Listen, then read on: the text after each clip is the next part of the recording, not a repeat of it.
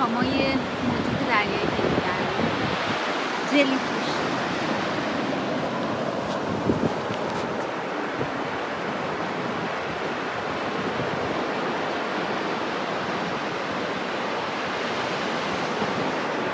نظر بهش دست می‌زنم.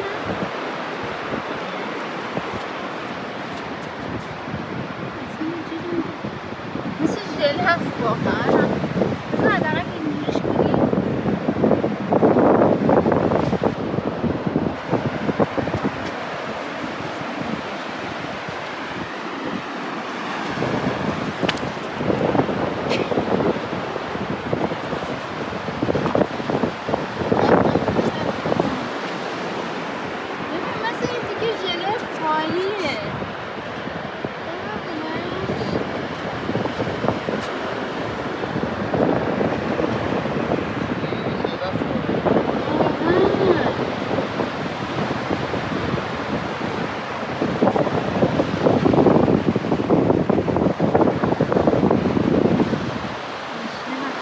آقا ما مسیر رو از اینجا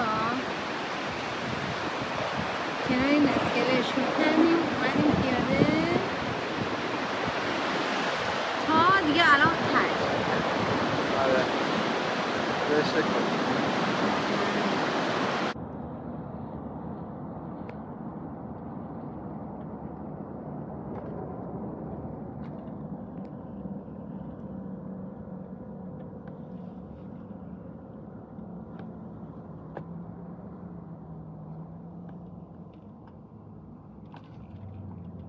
بمب جنرال پرپسه همین. روش نوشته چه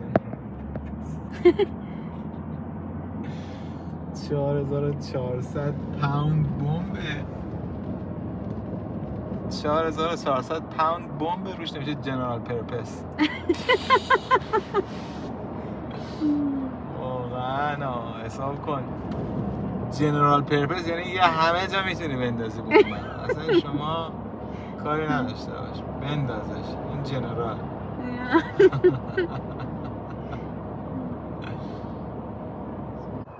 آقا در یک صبح زیبای آفتابی زمستانی به همراه این بچه پسرا، خروسا رو کلا از مرغا جدا کردیم. الان همه اینا که شما دارید میبینید خروسن، انگار که مدرسه پسرونه درش باز شده. این هم ابو موسی که میخوام یه فایل در موردش آماده کنم.